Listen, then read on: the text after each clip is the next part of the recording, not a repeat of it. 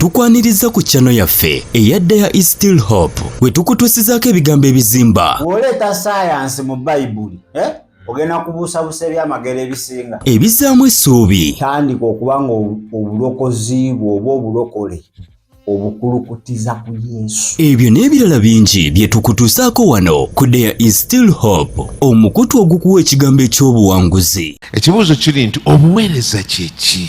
A question is, what is ministry? What is ministry?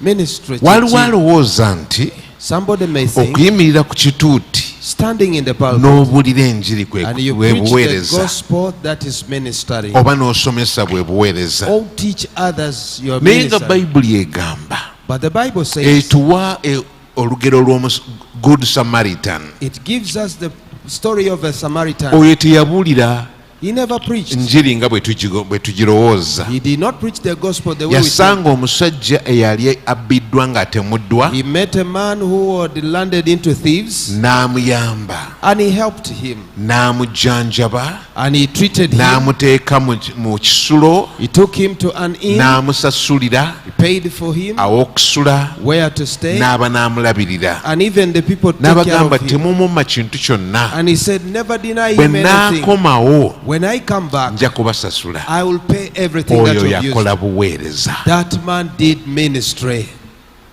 Amiina. Amen. Bayibuli Yesu n'agamba And Jesus said, n'oyo akuwa eglaasi y'amazzi ag'okunywa whoever gives you a glass of water to olw'okuba oli muyigirizwa wa Mukama because you are my disciple, agenda kufuna ku mpeera y'omuyigirizwa he shall also receive the aba reward of the akoze disciple. obuweereza. He has also done ministry. Maria Magdalena Mary Magdalene, yasanga Yesu ali ku kijjulo ewa Levi he found Jesus in the banquet at Levi's house, n'akwata eccupa ey'akaloosa and he got anointing the perfume, n'agenda amuyiwa ku bigere and he poured on Jesus's feet. n'amala n'amusanguza enviiri ze. And after he used her hair to wipe Oyinza them, okugamba nti nange ntandika okuyiwanga amafuta ku bigere by'aba you may tukuvu. also ask, should I also find people and anoint their Nedda. feet? No. Naye mu biro ebyo But in those times, mwabangawo we bayita abakozi oba abaddu abawaka. there are always people who used to work at home. Omugenyi bwe yajjanga waka Whenever a visitor would come oba home, nnyinimu ng'akomyewo or when the owner comes, gwabanga mulimu gwa muddu it was always the work of a slave okunaaza ebigere bya mukama to we wash the feet of his boss n'okubirongoosa oluusi n'okubikuba akaloosa. and to clean them and sometimes to perfume them. N'abagenyi bwe bajjanga And when visitors would era come, abaddu baakolanga ekintu ekyo. the servants used to do that thing. Kakati omukyala kye yakola What the woman did, njagala okifune mu kifaananyi kyakyo I want you to get it in the real nti clear amafuta place. si kye kisinga obukulu, Anointing is not the most enviiri ze important, yakozesa si ze zisinga obukulu, and not even the hair. naye ekikolwa ky'okujja okuweereza omuntu, okumulongoosa, kumuggyako enfuufu, gamba okumwaniriza n'okumulaga nti yali welcome mu But maka ago. an act of coming to clean, to anoint him, and to show him he's welcome in that home. Obwo obuweereza. That was ministry. Haleluya. Amen. Okuweereza Mukama kye ki? What does it mean to serve God? Okuweereza Mukama To serve the Lord kwe kola ekisanyusa omutima gwa Katonda. is to do what pleases Oba the ekikubira heart mu of ngalo God. zibeere za Yesu. Ekisanyusa Mukama kyonna Whatever that pleases God, n'okulaba omuntu nga muzibe w'amaaso even to see a asala blind man oluguudo and he's crossing the road, n'omukwatako n'omuyamba and you help naggwerayo, him to cross the road, obeera okoze it obuweereza. means you have also done ministry. Amiina. Amen.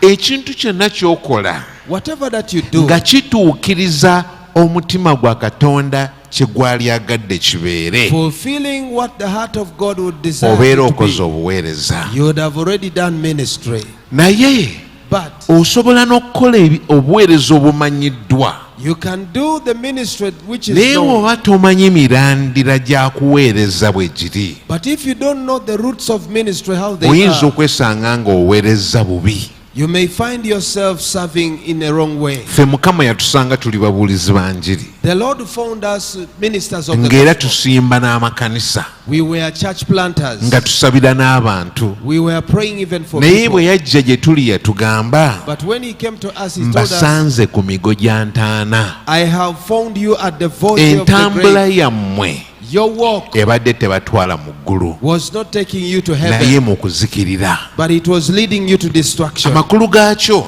Meaning, omuntu asobola okukola ebyobuweereza ebimanyiddwa somebody can do acts of ministry which are known, naye n'asigala nga tasanyusa Katonda. but he remains not pleasing Mu God. Matayo 7 In Matthew 7, 21 21, Yesu agamba Jesus says, si buli agamba Mukama Mukama nti yaliyingira obwakabaka bwa Katonda, not everyone who says, Lord, Lord, is the one naye who will oyo inherit, yekka but only him akola kitange ky'ayagala. who does the will of my Father. Kyekiri kye tugambye okuweereza kwe kukola Katonda omutima gwa Mukama kye gwagala. That's what I've told you. Ministry is doing the heart, the Kati will of si God. buli ayatula nti Yesu Mukama wange nalokoka nti yagenda okuyingira eggulu. Not everyone who says, Lord, that he shall make it to heaven, Wabula oyo akola kitaffe ky'ayagala. but only he who does the will of the Father. N'agamba nti And he said, ku lunaku luli on that day, bangi balijja mu maaso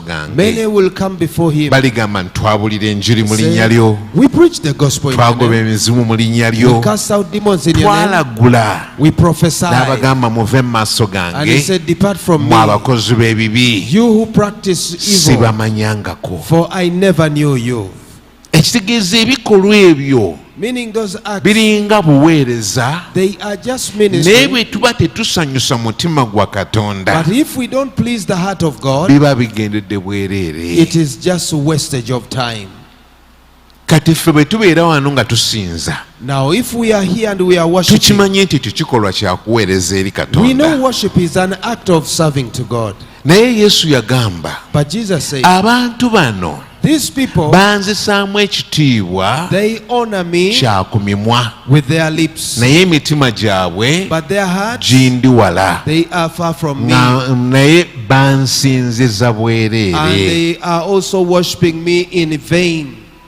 So okusinza kya bwa Katonda, Worship is of God. naye bwe tusinza singa bw'ayagala But if we worship not in the way that He agamba desires, tuba tusinziza bwereere. God says, you are worshiping me in vain. Mukama yeebazibwe, Praise be to God. Mukama yeebazibwe. Praise the Lord.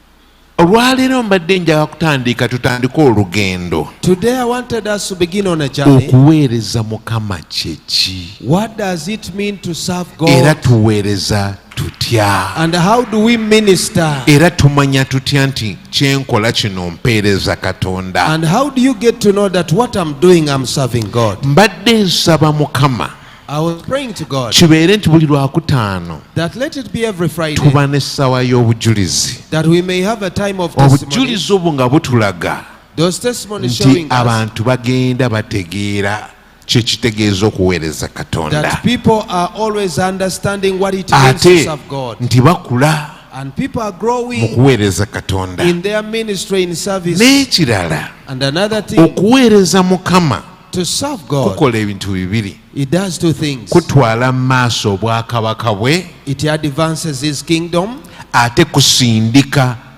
obwakabaka wa Sitaani and okuvaawo. it pushes back the kingdom of darkness away. Kati twagala tuwulire n'obujulizi Now we want also to listen nti testimonies ddala abantu aba bulijjo bassekinnoomu batambula nga bawangula basindika obwakabaka wa Sitaani ate basembeza obwakabaka bwa as Katonda. individuals, that you people, you are overcoming, you're pushing back the kingdom of darkness and you're drawing to the kingdom of Tuli mu God. mulembe We are in a generation. lwe tutandise ga tulina kye tudevelopinze omulembe guno. There is something that we have developed in this generation. Tugulumiza nnyo man of God We exalt so much ne man of woman God. of God, Omukyala wa Katonda. ne tubeera nga ffe abasigadde ffenna tewali kye tuyinza kufuna eri Katonda wabula nga man of God atusabidde. And it is like the rest of us can get nothing from God except when a man of God has prayed for you. Bayibuli egamba The Bible says, come boldly mujje n'obuvumu to the throne of grace ku nnamulondo and y'ekisa receive mercy mufune and ekisa help n'obuyambi in the times when you mu need it. kiseera we Ekyo mukwetaagisiza. si kyabakabona bokka, That is not for priests alone. kyabakkiriza bonna. It is for every believer. Mu ndagaano enkadde In the Old Testament, kabona yalinga omu there was only one high priest ayingira mu watukuvu wa watukuvu, who would enter into the Holy of ate Holies, ng'ayingirayo omulundi gumu omwaka mulamba. and he would just get there once in a year. Kabona omukulu, The high priest abasigadde bonna ne bakabona abalala bonna nga tebayingira mu watukuvu wa and all watukuvu. other priests could not go to the Holy of Holies. Naye Yesu lunaku lwe yafa, But the day Jesus died, ng'enzikiza ekutte mu essaawa ez'essatu okuva ku ssaawa ey'omukaaga paka ku ey'omwenda, when darkness was covering over from midday up to the ninth hour, Bayibuli ega nti ejjigi eryali mu yeekaalu eryawula awatukuvu n'awatukuvu awatukuvu ne liyulikamu. the Bible says the curtain that was separating between the Holy of Holies was torn. Ekyali kikakasa nti ekibadde kyawula abantu ba Katonda okuva eri Katonda kiggyiddwawo. That was a proof that whatever that was separating the people of God has been removed. Okufa kwa Yesu The death of Jesus, kwayerula ekkubo. it paved the way. Kaakati atugamba come boldly. Now he says mujje n'obuvumu. Twagala ekimu ku bintu ebibala bye twagala okubala wano, One of the fruits that we want to see here, ng'abantu aba bulijjo that the normal people bakola ebintu ebitali bya bulijjo do things which are kubanga unusual bakutte ku Katonda. because they have touched God. Abeewo agamba nti amiina. Someone say amen. Nze we nalokokera Me, when I got saved, ng'ekintu kusabira mulwadde kya buli omu, somebody to pray for the sick, it was era for nzikirawo we everybody. nalina ka office kangaawo ku Loom Street. I used to have my office at Loom Street. Nalina sister secretary wange bamuyitanga Aida. I had my secretary by the names of Ida. Yalina oba yali cousin we oba muganda we, She had either a cousin, yajja okumukyalira she came to visit her. naye nga nze ntudde wano desika yange eri wano eya Aida eri wali. I was seated here and Ida's desk Kati was there. mugenyi waatudde wali banyumya mbozi, They were seated with her friend ne discussing. banyumya ebintu nga bikankanya, They talked to things which were ebintu amazing, ebibalumba ekiro, things that attacked them at night, ebikukutira mu nsonda, some that speak in the corner. ebibakwata n'asanyalala yenna Sometimes they feel they are paka budde paralyzed. kukya. Up to Teganga morning. olabira ddala nti sitaani yeegazanyiza mu bulamu And you bwabwe. would see that the devil is really manifesting in these people's lives. Nawuliriza nga sina kye njogera, I listened, but I could not say naye anything. akaseera katuka ne ŋŋamba Aida, A time came, I say, Ida, Aida, omugenyi wo simumanyi, I don't know your visitor, naye mpulidde bye munyumya. but I've heard what you're discussing. Watya ŋŋamba gambye What if I say to nti you waliwo ekyokuddamu, that there is an answer, nti musobola okuwona ebintu ebyo. that you can be saved from that trouble? Nedda mwami mulinda olimba biki. No, you're lying. Kaakati nange nalinga abasinga ab'omulembe guno, I was like the people of this ne generation. mbagamba I told them, jangu ku kanisa yange. come to our church. Olunaku lwali lwakutaano ndowooza, It was on Friday, I nali think. muga jangu mu night prayer. I said, come to the night Nagamba prayer. I said, no, sijja kusobola ku night prayer. I will not come to the night Ne prayer. mugamba kale jangu ku Sunday. I said, okay, come on Sunday. Ne nyingiramu ne ntekamu n'okusiiba. I even involved with fasting. Ne ngamba Mukama oyo omukyala wajja ku Sunday asumululwe. I said, Lord, if that woman comes on Sunday, let her be delivered. Haleluya. Amen. Omukyala yajja The woman came era yatuula mabega eyo. and she sat behind. Kati ku Monday On Monday, najja mu office. she came to the office. Nensanyuka okumulaba ngamba aha mbulira wasumuluddwa. I began to ask her, did you get delivered? N'angamba aha. I said, no. Nazze mu kyaki yammwe. I came to your church. Batuuse ekiseera nga basabira abantu. The time came, they were for Nga ndaba people. abantu baleekaana. People were shouting. Nga beevulungula ku ttaka. Others were rolling Ne down. ntya nze ne nvaawo. And I left. Ne nfuluma. I get out. Ne mugamba yii. I said, Awo wennyini wadde olina okubeerawo naawe n'oleeta ekizibu kye eri at Katonda. that very time, you were supposed to be there and you also present your case before God. Nangamba nze natidde. And he said, me, I feared. Nangamba naye kati gwe mwami Mulinde tosobola kunsabira. But you now, Mr. Mulinde, can't you pray for me? Ne mpulira okusoomooza. I felt a Ne challenge. ngamba nti sisobola ekitegeeza nti ewange wa kitundu. If I say I can't, that means my God is Ne mugamba nja kukusabira. I say I will pray for you.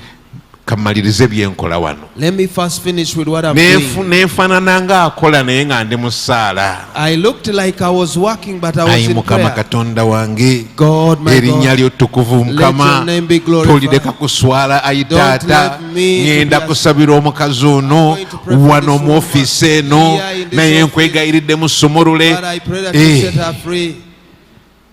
Akaseera bwe mmala ne mugamba kati jangu eno. After that, I say, now come this way. Desika eri wali eya Aida yange eri wano waliwo ngeri y'akasonda. So I said, just come here this side. Ng'ajja bw'afukamira She came, she knelt wanika down, emikono lifted her hands. yogerako ne Katonda I told her, talk to God. omubuulire ebintu ebyo bikutawaanya Tell God about the things that trouble omugamba you. obikooye And say to God, you're tired of that. omusabe nti Mukama taata nsaba kunsumulula And ask her that, Lord, I ask you to set me free. ng'ayogera She spoke and spoke. nga nange ntandika essaala ekaana I also prayed. I didn't Mukama shout. Yesu I said, Jesus, wagamba tunassanga emikono ku bulwadde n'abalwadde banaawonyezebwanga you're the one who say we shall lay wagamba hands upon the tunaagobanga sick. emizimu nagyo We ginaagendanga shall cast out wagamba demons. munaye mba nkyali mu kunnyonnyola As wagamba I was still saying, you said, ng'omuntu atandise the woman began shaking. kukakananga emizimu kitandise omuvaamu And the demons began manifesting. bwavaamu ebintu ne bireekaana Others left shouting. omwami yali atupangisawo office The man was renting the nga naye office for alina us. office eyiye wali He had his office the other side. mulokole wa Church of Uganda He was a born again of Church of Uganda. n'avaayo He came. najja nga nze ndi kuono kale genda I was on this one casting these demons. n'agenda Go, go, n'agamba go, go, Aida go. what is going on Ye najja n'agamba Aida ki ekigenda mu maaso what wano? are they doing Nti bakola ki? onamugamba amusabira He said he's praying for him. abaddeko emyoyo emibi He had evil spirits. Nsijja agamba what kind of prayer Agamba sala ya kika ki eyo? naye abakyali balirwana As he was office saying, eririraanyeewo even the neighboring Ne offices, bajja. they also came. abalala nga balokole Others were born gamba again. yes mu linnya lya Yesu And others were saying, yes, in the name of Jesus. aleluya Amen. twasaba paka omukyalo lwe yasumululwa We prayed until Ebya the woman ddala. got delivered for yatuwa real. n'obujulizi nga wayise ebbanga She gave us a testimony after some naye bwe time. tumala okusaba But after prayer, kati nga bagamba pasita totusabiddeeko ffe others were, Pastor, have you not prayed for us nga now? siri pasita I said, I'm not a nali pastor. sinaweza na myezi 3 mu I bulokozi was not even 3 months in salvation. pasita totusabiddeeko Pastor, you have not prayed for naye us. bagamba ngenda kusabira abalokoka I said, I'm going to pray for those ayagala ones, okulokoka the ones who want to ne get born bavayo negamba again. nze njagala kulokoka And they came, they said, I want to give my life to Jesus. haleluya Amen. ne tusaba essaala We prayed a prayer. abalokoka ne balokoka And those ones who took Jesus, they came to the Lord.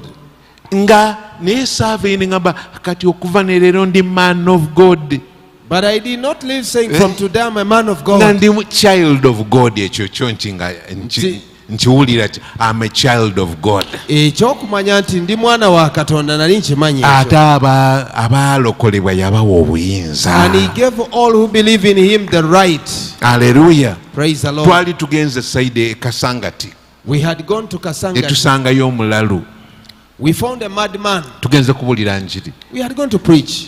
omulalu ng'atutawanya The madman was disturbing paka us pasita waffe n'agamba mumukwate until our pastor said, mumuteeke mu mmotoka get him, put him in the car. abaaliwo ne bamukwata The people who were there, Amusibye they emiggo, arrested bamutadde this mu mmotoka. madman. They tied him with ropes and ne put him in the car. tumukomyawo ne tujja naye paka We Ndeeba. came with the madman to ne Kampala. tutuuka endeeba pasita n'atugamba When we got to Ndeba, pastor told us, olwaleero tukakasoba essaala zammwe muzikola today is the day we are going to prove whether your prayers work or tugenda not. kusaba paka omulalu ono nga takyali mulalu We are going to pray until this man stops this madness. twasaba We prayed ne Katonda n'awulira and God heard our prayer. omusajja n'atereera The The man got back to ne his senses. tumuzaayo e Kasangati. We took him back to Kasangati. Naye tetwagenda nga tugamba nze golaba nze. But we did not go saying, me, the one that you see. Omwo twabulabanga busika bw'abaana ba We just Katonda. knew that as an inheritance of Naye God's omulembe gwe children. tuyingiddemu guno abasinga tebakyakkiriza nti Katonda asobola okukola nga basabye. But in our generation today, many people don't believe that God can use them also when they Twagala pray. tuddeyo We want to go back ku mulembe ogukkiriza Yesu. to a generation that believes in Jesus. Yesu akolera mu buli muntu. That Jesus walked through Kale waliwo everybody. abaweereza abakulembeze Of course, there might be ministers who abo are leaders. abakozesa mu ngeri eyaabwe, God uses them in their own naye way. n'abasigadde bonna But even the rest, Mukama akola. the Lord uses them. Mukama akola ki? The Lord can use them. Akola. Yesu omulungi yebazibwe. Praise the Lord. Kansabe tugendeko mu kigambo kya Katonda.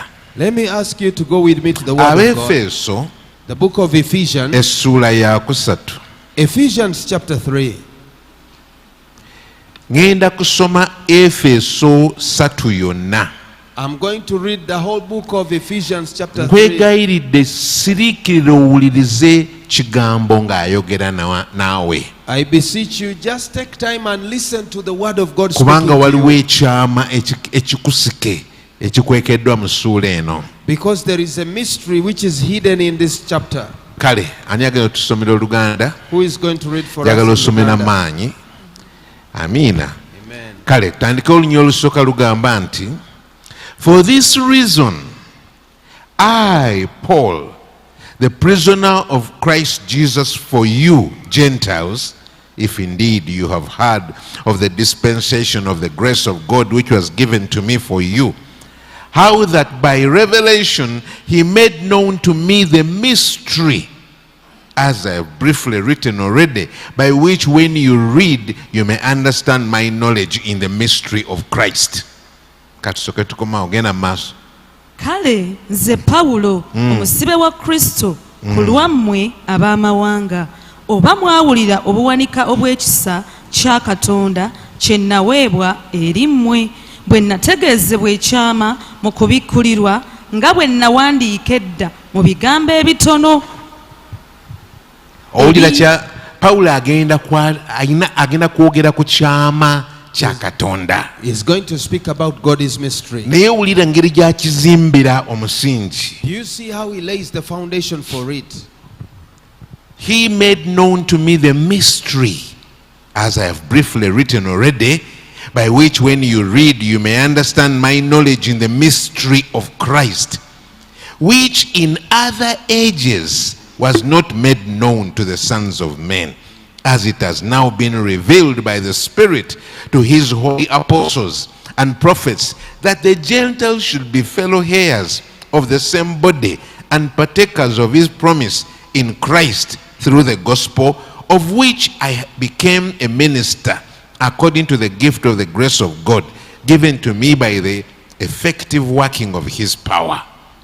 Ebiyinza okubategeeza bwe mubisoma okumanya kwange mu kyama Kristo ekitaategeezebwa mu mirembe egy'edda abaana b'abantu, nga kaakano bwe kibikkuliddwa abatume be abatukuvu ne bannabbi mu mwoyo, ab'amawanga okubeera abasikira awamu era ab'omubiri ogumu, era abassa ekimu ekyasuubizibwa mu Kristo Yesu olw'enjiri, gye nafuukira omuweereza waayo, ng'ekirabo eky'ekisa kya Katonda bwe kiri kye naweebwa okukola okw'amaanyi ge bwe kuli.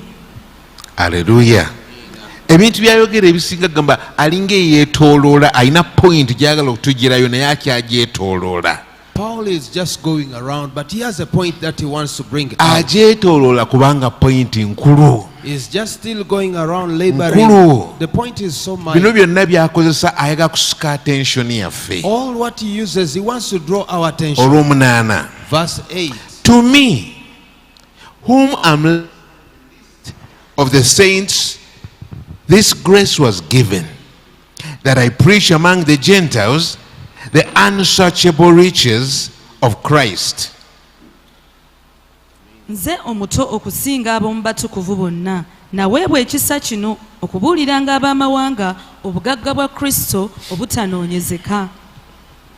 To make all see what is the fellowship of the mystery, which from the beginning of ages has been hidden in God, who created all things through Jesus Christ. Okumulisizanga bonna balabe okugaba okw'ekyama bwe kuli ekyakwekebwa okuva edda n'edda lyonna mu Katonda eyatonda byonna. Who created all things through Jesus Christ. To the intent, ekigambo ekyo intent kyekimu nekitegeeza intention. To the intent that now the manifold wisdom of God might be made known by the church to the principalities and the powers in the heavenly places, according to the eternal purpose which he accomplished in Christ Jesus our Lord, in whom we have boldness and access with confidence through faith in him. Kaakano ab'amasaza n'ab'obuyinza mu bifo eby'omu ggulu bategeezebwe mu kkanisa amagezi amangi aga Katonda ag'engeri ennyingi, n'okumalirira bwe kuli mu Kristo Yesu Mukama waffe, mwe tujja obuvumu bwaffe n'okusembera n'obugumu olw'okumukkiriza ye. Agambye nti obuweereza bw'alina The ministry that he has obw'okubuulira ab'amawanga of ministering to the Gentiles, bulina ekinyusi kino, it has got this mystery. to make all see what is the fellowship of the mystery, which from the beginning of the ages has been hidden in God, who created all things through Jesus Christ. Leka nkivuunule nze Amen.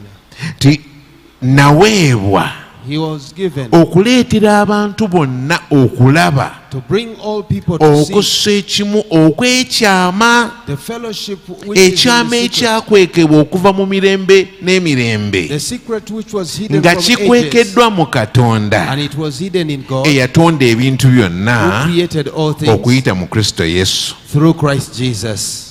Ekyama ekyo kigamba ki? What does that mystery To say? the intent that now the manifold wisdom of God might be made known by the church to the principalities and powers in the heavenly places. Nti ekigendererwa kyo kyali nti amagezi ga Katonda agatanoonyezeka gayite mu kanisa gamanyisibwe eri ab'amasaza n'ab'obuyinza mu bifo ebya waggulu ennyo. Amen. Amen. Kale sitegedde, simanyi oba I gw'otegedde. don't know whether you have understood that. Agambye obuweereza bwange He said, my ministry bwakumanyisa is to make known ekyama, the mystery. naye si kyama kyokka, It's not only the n'okussa ekimu okwetoolodde ekyama but also ekyo, the fellowship that surrounds that mystery. ekyama ekyakwekebwa This mystery was hidden okuva ku ntandikwa y'emirembe, from the generations. kyakwekebwa mu Katonda It was mwene, hidden in God naye himself. kati kibikuddwa, But now it has been made known. ng'ekigendererwa kya Katonda And kiri with nti it is intent is amagezi ga Katonda agatanoonyezeka that God is wisdom which is kaakano unsearchable. gategeezebwe Now that it may be known okuyita mu kanisa through the church eri ab'amasaza to the principalities n'ab'obuyinza and mu powers bifo ebya waggulu in the ennyo. heavenly places. Haleluya. Praise the Lord.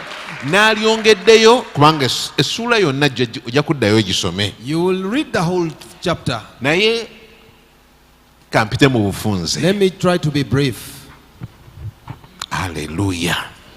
Kitaffe omulungi, twagala okwebaza n'okusinza Father, I want to thank you and kubanga omwoyo omutukuvu waali makati because your gaffe. Holy Spirit is in our Taata, midst. tusaba Father, we ask you, gulawo okutegeera kwaffe, open our understanding. gulawo amagezi gaffe, Open our tuwe understanding. okubikkulirwa, Give us a revelation tutegeere okuteesaako that we may know your will okuva ku lubereberye. from the Ayi beginning. Katonda waffe, Oh Heavenly Father, by'oyagala bikolebwe. let your will be done. Tusabye nga tukkiriza We pray mu asking Kristo Yesu Mukama waffe. in Jesus' mighty name. Amiina. Amen. Ndowooza wali osomyeko mu Bayibuli. I think you have ever read in the For Bible, example, Ephesians chapter 1 yonna like Abefese sura esooka, etugamba which says Katonda God yatonda ebintu byonna created all things okusinziira ku kwagala kwe, according to his will. okusinziira ku kuteesa kwe. According to his will. Haleluya. Praise the Lord. Mukama yeebazibwe. Praise God. Soogera ku love ya Mukama, I don't talk about God's njogera ku love. will of God. I'm speaking of the will of God. Okuteesa. The will of God. Buli ekyakolebwa mu butonde Whatever that was made in creation, kyakolebwa ng'okuteesa kwa Katonda it bwe was kuli. made according to the will of God. Okkirizigana nange? Do you believe? Kampulirewo ga nti amiina. Can I hear an amen? Nsobola okutwala essaawa nnamba okunnyonnyola obunyonnyozi I ekyo can just take an hour explaining nti that. okuteesa kwa Katonda The will of God ge magezi ga Katonda. is God's knowledge. Amagezi ga Katonda And God's knowledge y'endowooza ya Katonda, is God's thought. y'engeri gy'alabamu, That is the way God sees. y'engeri gy'ategeeramu, That's how God understands. ly'ekkubo lya Mukama. That is God's way. Bw'obikola nga ye bw'ayagala, If you do the way oba God desires, obikoledde mu kkubo lye, you have done it in his own way. era And gwe mutima gwa that Katonda. is God's heart. Kubanga ekijjula omutima Because what fills the akamwa heart, kye koogera. that's what the mouth speaks. Kati ne Mukama yaggyayo ekyamujjula Now munda God also brought what was full of n'akirabisa him mu butonde, and made it known in creation. era ekyo And that, kye bayita obutukuvu bwa that's Katonda. what they call God's righteousness. Ate And ye kigambo wa Katonda, that is God's word. kye kigambo kya Katonda That is the word of God, ekyaliwo ku lubereberye, which was there in the beginning, ekyali ne Katonda which was with God, ne kibeera Katonda. and it was God. Ebintu byonna byatondebwa mu And kyo. all things were made through him. It was made by the will of God and for the will of God. Byakolebwa ku lulwe ate n'okwagala kwa Katonda. Singa tulina obudde twandigaziyiza ekintu ekyo, If we had time, we would have naye expounded this. byetwogedde bimale. But what we have said, let it be enough. Owulira kye nkugambye? Do you hear what I've Nti said? Katonda kitaffe God our Father yatonda ebintu byonna created all things olw'okuteesa kw'omutima gwe, for the will of his ate heart. okuteesa kw'omutima gwe okwo And that intention of kwe his heart, bayita will of God, that's what we call the will of kwe God. bayita wisdom of God, Ge magezi ga kwe Katonda. bayita word of God, Ge bayita ekigambo kya kwe Katonda. bayita heart of God. Kye bayita omutima gwa Katonda.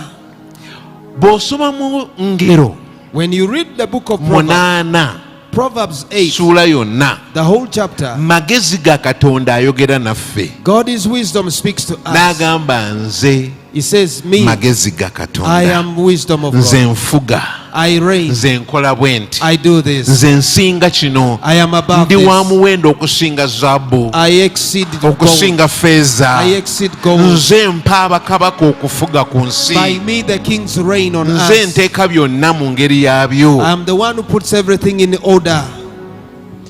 N'agamba nze njagala abo abanjagala, And he said, I love those that love me. n'abanyiikira okunnoonya And those ones that seek me, balindaba. they will see me. Katonda yali nange God was with me ekkubo lye gye litandikira at the beginning of his nga way, tewannabaawo kitonde kyonna. before there was Bwe anything. yali atonda, When he was nze creating, nga ndi awo I was beside him ng'omukoza we, as his craftsman. naliwo nga simba emisingi I was gy'ensi there when he stretched the nga foundation, tewannabaawo nfuufu yonna, before any dust of the nga earth. kale nze mukoza I we. was his craftsman. Naliwo ng'enzizi I tezinnabaawo. was there before the oceans Bwe yali were. abamba eggulu, When he stretched the heaven, naliwo. I was there. Nze magezi ga I Katonda. am God's wisdom. Nagamba balina omukisa I say, blessed are abaana they, b'abantu abanzuula, sons of men who find me, kubanga mu nze mwe muli obulamu. because in me there is life. Nagamba abankyawa baagala okufa. And those who hate me, they love Genda death. oddeyo, genda osome Zabbuli, manya Ngero 8. Just read Proverbs 8. the whole Ani of it. ayogera? Who is speaking? Wisdom of God, The wisdom of God. magezi ga Katonda. God is wisdom. Paul agambye Paul is saying, nze ministry yange my ministry, naweebwa okwanjala ekyama kino I was given to introduce this, ekyakwekebwa mu Katonda which was hidden in okuva God ku mirembe gy'ensi from the nti foundation of the world. kaakano That now amagezi ga Katonda God is wisdom, which agatannyonnyolegeka is unsearchable, gategeezebwe may be made known eri ab'amasaza to the principalities n'ab'obuyinza and authorities okuyita mu kanisa. through the church. Amen. Jangu nange Come together with me. kitaffe Our Father yakola ebitonde byonna created all things, ng'atoola ku mutima gwe and he was speaking from his own heart. n'agamba leero nziggyeyo emunyenye, Today I have created the stars. leero nziggyeyo ennyanja, Today I have brought forth the leero sea. ng'ekyo ky'aggyayo munda Whatever that he would bring out, ye wisdom ye, that was his wisdom. ye word of God. That was his word of God. kyekiva kigamba That's what we say. nti awataali ye Without him, tewali kyakolebwa. nothing that was made. Ebintu byonna byakolebwa kuyita mu ye All things Yesu. were created through him, Jesus. Kigambo kya Katonda, And he's the word of God. magezi ga His Katonda, God is wisdom. kwagala kwa His Katonda, God is will. mutima gwa His Katonda. God is a heart. Era ye n'agamba And he mu said kitabo kya Zabbuli ey'okubiri, in the book of 2 Psalms, kitange yayogera nange my father said to me, n'aŋŋamba olwaleero today nkuzadde, I have begotten oli you, mwana and you are wange. my son. Katonda yalondawo okuddira ekyali mu ye God chose to bring what was olw'okuba in him, nakyo kyali kivaamu ebitonde, because it used to n'akigamba manifest. nkuzadde, And he said, I have begotten naawe you. ofuuse distinct You also become from distinct. me, Amina. ofuuse mwana You wange. become my son. Naye tewali kitonde But there is no creation ekyamanya kiki ekibaddewo. that knew what happened. Katonda God, ng'amaze okutonda ebitonde biri after he byonna, created all that, n'agamba kaakano and he said, now tutonde omuntu let's create mu man kifaananyi kyaffe, in our own mu image, ngeri in our yaffe, likeness, afuge. that they may have dominion. N'amutonda bw'atyo, And he created him, n'amufuuwamu omukka and he blew in him oguyitibwa omukka ogw'obulamu. the living breath. Ogwo omukka tegwali mutonde, That was not created. gwali kitundutundu kya That Katonda, breath was part of God. gwava mu ye. Came out of him. Ogwo omutima ogw'omukka That living breath, kitundutundu kya mutonzi, it was part of creation. Mukama n'akifuuwa mu mwana And God w'omuntu. blew it on man. Bayibuli egamba amangu ago omwana w'omuntu And n'akyuka, man changed it. n'afuuka And he became ekitonde a ekijja. living being. Bayibuli egamba n'afuuka a living soul. Amina. Nafuke meme namo. Ekyo kye kiwa omuntu That gives man embala ya Katonda. the character of God. Ekyo kye kiwa That omuntu was gives man okwagala nga Katonda to love bw'ayagala. as God loves. Ate n'ekirala, And another thing, ekyo kye yamufuuwamu that which blew in him. mu kaseera ku twali tetumanyi bakiyita batya, At that time we didn't know how naye it gye is. bujja eno mu maaso tukitegeera. But as we continue, Kye we know bayita it. Omwoyo Omutukuvu. That's what we call the Holy Spirit. Ekyo kye yamufuuwamu That which he blew in the nga man. kye kitoola ku mutima gwa Katonda That would pick from the heart ne of God kireeta eri omuntu. and bring it to man. Omuntu n'ategeera nga Katonda And bw'ategeera, man could understand as God. n'alowooza nga Katonda And he would bw'alowooza. think as God thinketh. Kye bayita okuluŋŋamizibwa Katonda oba Omwoyo. What we call being inspired, being guided by Naye God. siina budde, I don't have naye time. kankusomooze naawe genda weesomere But let me Bayibuli. challenge you, so go and read. Adamu yatondebwa Adam was made. ng'ekintu ekyo kye bamutaddemu That which they gave him kisobola okumuvaamu. can depart from him. Mukama n'amugamba, And God said to him, tolyanga ku muti ogwo, never eat of that tree. bw'oligulyako lw'olifa. Because the day you eat of it, thus you'll die. Olunaku lwe yagulyako, The day he ate of it, ekyali munda mu ye that which was inside ne him, kisenguka, it moved. ne kiddayo gye It kyava. left and it went back where it Omwana came w'omuntu n'asigala from. And the Son of Man remained nga muwulenge, just empty. nga takyalina connection eri ne taata. He didn't have any more connection with the nga Father. takyategeera bitonde nga Katonda He bw'abitegeera, could no longer understand creation as nga God. obufuzi bwe And his reign tebukyakola was no longer enough, effective, n'afuuka muddu and he became a slave w'oyo gwe yakkiriza okuwulira. of the one he accepted to obey. Okuva ne ku olwo And from that day, abaana b'abantu bonna all sons of men, baafa. they died.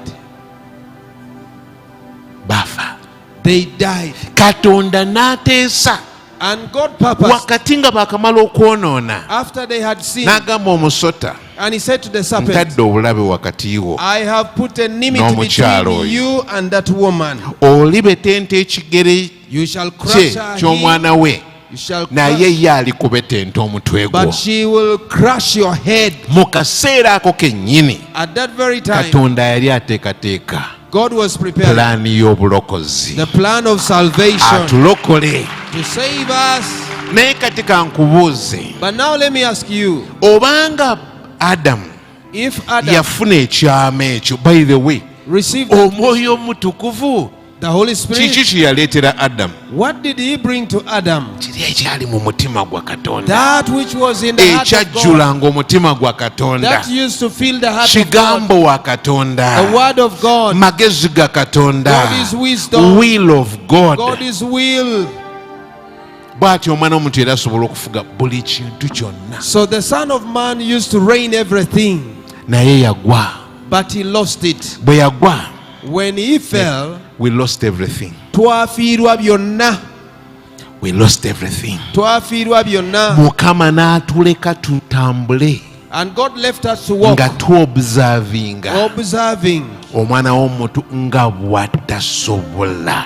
that the Son of Man cannot do Kwekomyawo. anything to bring himself along. Tasobola He cannot bring himself kukola butuukirivu. to work righteousness. Tasobola He cannot kudda do mu pulaani ya Katonda. to get back to God's Okuva plan. ku Adamu From Adam paka ku Ibulayimu up to Abraham, paka Isirayiri yonna, up to all Israel, tetwalabayo mwana wa muntu we n'omu never saw any son of atuuka man ku standard ya Katonda who gets to God's standard paka Yesu lwe yajja. until Jesus came. Kati Pawulo lwaki akiyita kyama? Why does Paul call it a mystery? Kubanga tekyayogerebwa luli mu ntandikwa. Because it was not talked about in the Omanyi beginning. mwana w'omuntu kye yagaana? Do you know what the Son of Man Omanyi rejected? kye yarejectinga? Do you know what he rejected? Yarejectinga Yesu mwene. He rejected Jesus himself. Yesu ge magezi ga Katonda. Jesus is the wisdom of Yesu God. ye will of God. Jesus is the will of God. Mukama kye yali amuwadde What God had given to him, freely. ng'akimuwadde Yesu bwereere. kyava agamba nti nze akyawanze That's why Jesus said, he who hates me ayagala okufa. loves death. Adamu ne Kawa baafa Adam and Eve, they died kubanga baakyawa ye. because they hated him. Naye Yesu wajja. But when Jesus came, n'atugamba nti ŋŋenda kubawa ekisuubizo kya taata. and he said, I'm going to give you the promise of my Father. Waliyo Katonda kye yayagaliza omwana w'omuntu. There is what God wished the Son of Man to Omwana have, w'omuntu n'akijolonga. and the Son of Man despised it. Naye nzize But I have come. mugenda kufuna You ekisuubizo are kya going to receive taata. God's promise.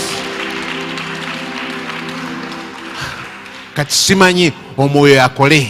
I don't know, but let the Spirit work. Waliwo bangi abatayinza obutakkiriza kye ngenda kwogera. Many may not believe what I'm going to say, Bayibuli egamba but the Bible says, omuntu akkiriza na mutima gwe a man believes with his heart n'ayatula n'akamwa ke and he confesses with his okuweebwa mouth obutuukirivu to oba be given obulokozi. righteousness or salvation. Era tukkiriza And we believe nti obulokozi bwayingira munda mu ffe, salvation entered us, ne tukkiriza and we believe nti Yesu ali mu ffe. that Jesus is in us. Naye kye tutamanyi But what we don't oba know, kye tutalowoozaako or nnyo, what we have never thought, Yesu yagamba Jesus said, ŋŋenda batumira I am going to send to you omulala ajja, another promise. omubezi omulala ajja, The helper is oyo coming. ye Mwoyo Mutukuvu. He is the Holy Spirit. oyo ye Mwoyo Omutukuvu. He is the Holy Spirit. Okubeerawo kwe His presence kukiikirira Yesu okubeerawo. represents Jesus' presence. Mukama n'agamba tagenda kwogera kigambo na kimu ekikye. And he said he's not going to speak on his own. Ajja kwogeranga byange. He's going to speak mine. Oyo ke kabonero He is the symbol akakakasa which approves nti temugenda kuluzinga kye mufunye. that you're not going to miss what you've got. Adamu yaluzinga Adam lost what he naye got, mwe temugenda but for you, kuluzinga. you're not going to lose it. Hallelujah. Oh. Tugende mu kitabo kya Peetero ekisooka. Let's go to the book of 1 Peter. Peetero ekisooka 1 Peter essuula esooka. and verse chapter 1. Wuliriza kigambo ayogere naawe. Listen and let the word speak to you. Nva ku lunyiriro lwokusatu. Let's begin from verse 3. Blessed be the God and Father of our Lord Jesus Christ, who according to his abundant mercy has begotten us again to a living hope through the resurrection of Jesus Christ from the dead. Yeebazibwe Katonda era kitaawe wa Mukama waffe Yesu Kristo eyatuzaala omulundi ogwokubiri ng'okusaasira kwe okungi bwe kuli tubeerenga n'essuubi eddamu olw'okuzuukira kwa Kristo Yesu mu bafu. Yatuzaala gwakubiri. In second time, Waliwo ogwasooka ne gwononeka that was the first time and it got naye spoiled, yatuddamu n'atuzaala. but he begot us again. Wulira. Listen. To an inheritance. Eri obusika. Yatuzaala tuyingire mu busika. He begot us to possess Incorruptible obusika obutavunda and undefiled, obutayononebwa that does not fade away, obutaggweerera reserved in heaven for you. obuterekeddwa mu ggulu ku lulwo ggwe. Manyi abasinga tetukitegeera. I know most of us don't understand that. Obulokole, Salvation obujjuvu fully, tebuli mu mutima gwo. it's not yet in your heart. Tebubuli mu mutima gwange. It's not in my heart. Buterekeddwa It has been mu reserved ggulu in heaven, gye bugenda okuva where it is going to come from, otubikkulirwe and it's going to be ku manifested to lunaku us. Yesu lwalirabika. On the day Jesus will be manifested. Manye omulala agamba mutima wawe biki And byoyogera. I know most people feel like, Pastor, what Kyogamba are nti Yesu tali mu nze. you say Jesus is not in Yesu me. ali mu ggwe by faith Jesus is in you by faith olw'okubeerawo kw'Omwoyo Omutukuvu. because of the presence of the Holy Spirit. Kale tusome. Let's read. Nziramu okuva ku lwokusatu. Let's go. Wuliriza kigambo ayogere naawe. Allow the word to speak to you. Blessed be the God and Father of our Lord Jesus Christ, who according to his abundant mercy has begotten us again to a living hope through the resurrection of Jesus Christ from the dead, to an inheritance incorruptible, undefiled, and that does not fade, reserved in heaven for you who are kept by the power of God through faith for salvation, ready to be revealed in the last time. Amen. Hallelujah. Amina. Soma. Yeebazibwe Katonda era kitaawe wa Mukama waffe Yesu Kristo eyatuzaala omulundi ogwokubiri ng'okusaasira kwe okungi bwe kuli tubeerenga n'essuubi eddamu olw'okuzuukira kwa Kristo Yesu mu bafu tuyingire mu busika obutaggwaawo obutalinako obutawotoka obwaterekerwa mmwe mu ggulu amaanyi ga Katonda be gakuuma olw'okukkiriza okufuna obulokozi obweteeseteese okubikkulibwa mu biro eby'enkomerero. Bugenda kubikkulirwa ddi? Ebiro eby'enkomerero. Waliwo naye sikutegedde awo, sitegedde Somebody bulungi. feels like I've not Sitegedde understood you. bulungi. I don't understand Kino that. ekyama kye twaweebwa This mystery which we are given, tekifaanana nga Adamu kye yaweebwa. it does not look like what Ekya Adam Adamu received. kyali kisobola okumuvaamu, What Adam received naye could kye lost it. twaweebwa But what we received tekigenda is kutuva not going to be taken away from us okuggyako nga ffe tukigaanye, unless it is we who have permitted it. naye bwe tukikkiriza But if we allow it, eyatandika omulimu omulungi mu the ffe one who began a great work in us, asobola he okugumaliriza. is able to accomplish it. Pawulo kyagamba, Paul says, nze kye namuteresa that which I entrusted to him, mmanyi asobola kikuuma I know bulungi he is able to keep it paka. until N'agamba nze kubeera omulamu for me to live, ye Yesu gye muli, it is Christ to naye you. nze okufa But for me today, magoba. it is gain. Nyingira mu kiri I enter into that ekyanterekerwa. which was preserved for me. Manyi abasinga tetukikkiriza. I know most of you don't believe it.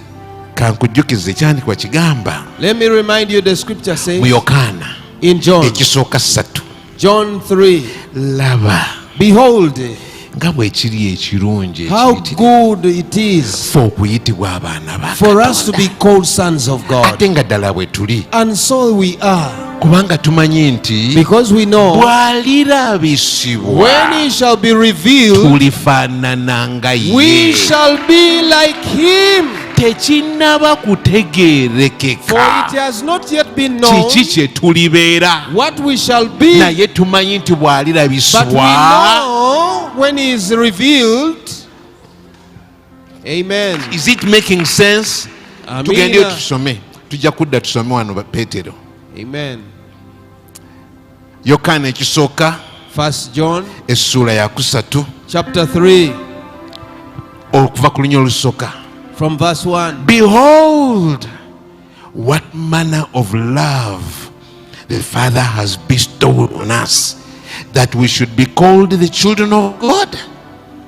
Therefore the world does not know us, because it did not know him. Mulabe okwagala bwe kuli okunene kitaffe kwe yatuwa ffe okuyitibwanga abaana ba Katonda, era bwe tuli ensi kyeva erema okututegeera kubanga teyamutegeera ye. Beloved, now we are children of God, and it has not yet been revealed what we shall be. But we know that when he is revealed, we shall be like him, for we shall see him as he is.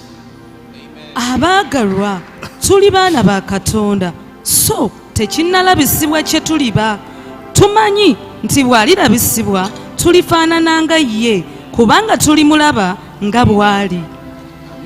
Hallelujah. Amen. Kyova olaba nti obulokozi buno buyitibwa essuubi eddamu. That's why we call salvation living hope. Tukyali mu kusuubira, We are still in hope, naye nga tusuubira but as we hope, tulina omusingo we have a guarantee. okutukakasa nti kye twakkiriza tujja kifuna. What confirms to us that what we believe we shall Omusingo receive. ogwo ye Mwoyo Omutukuvu. And that guarantee is the Holy Spirit. Hallelujah. Amen. Tuddeyo Let's go back. mu Peetero ekisooka 1 Peter essuula ya lubereberye. Katudde ku lunyiriri. Let's go back to the other verse. Oh glorious Lord. Kanziremu ndusome nga bwe passage yonna nga bwe tugize Let's tugisoma. read the whole passage.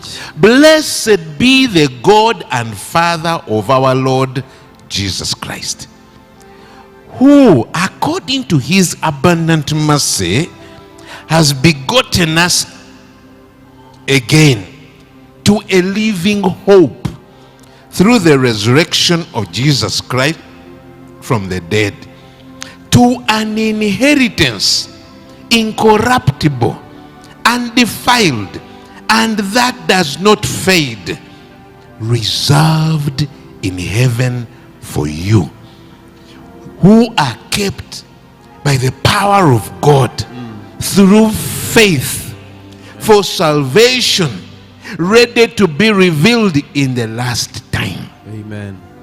In this you greatly rejoice, though now for a little while, if need be, you have been grieved by various trials, that the genuineness of your faith, being much more precious than gold that perishes, though it is tested by fire, may be found to the praise and honor and glory at the revelation of Jesus Christ, Amen. whom having not seen, you love. Amen. Whom having not seen, you love. Though now you do not see him, yet believing, you rejoice with joy inexpressible and full of glory, receiving the end of your faith, the salvation of your souls. Amen. Hallelujah. Amen. Simanyi oba ebigambo ebyo byogera I naawe. don't know whether this word speaks to you. Ekigambo kya Mukama waliwo ekinkabya amaziga nga There naye are sometimes when the Mukama word of God makes me to cry tears. agamba Mukama agulumizibwe, Say, praise be to God. atenderezebwe, May God be blessed. yeebazibwe. Blessed be God. Oyo yatuwa ekisa ekitayogerekeka The one who gave us the grace bwe yatuzaala when he begot us omulundi ogwokubiri. the second time Yatuzaala eri essuubi eddamu unto a living hope okuva mu kuzuukira kwa Kristo Yesu, from the resurrection of Jesus tulyoke Christ, tuyingire obusika that we may receive the inheritance, obutavunda, the incorruptible, obutayonooneka, the undefiled, obutasiiwuuka, that does not fade, obuterekeddwa mu ggulu the one that is ku reserved in lwaffe heaven for you, ffe abakuumibwa we who are reserved amaanyi ga by Katonda the power of God okuyita mu kukkiriza through our faith okw'obulokozi of salvation, obugenda okubikkulirwa the one that is going mu to be biro revealed by'enkomerero. time. In this Muchino you greatly rejoice, musanyuka.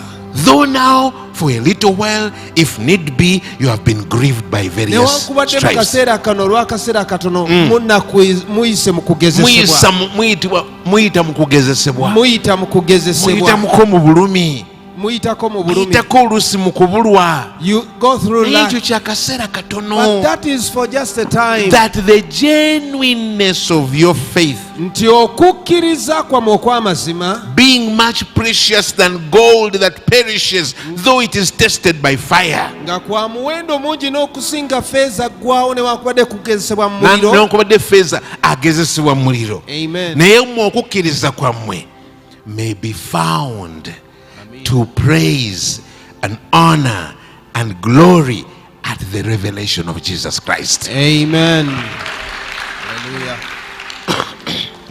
Hallelujah. Praise the Lord. Jesus Christ, Yesu Kristo whom having not seen, gwe you mutalabanga love. naye ng'ate mumwagala. Though you do not see him now, Newankubadde temumulaba yet kati, believing, naye mumukkiriza, you rejoice with joy inexpressible musanyuka n'essanyu eritayogerekeka and full of glory, era nga mujjudde ekitiibwa, receiving the end of your faith. nga muweebwa enkomerero y'okukkiriza That kwammwe, is the salvation of your souls. obulokozi bw'emmeeme zammwe.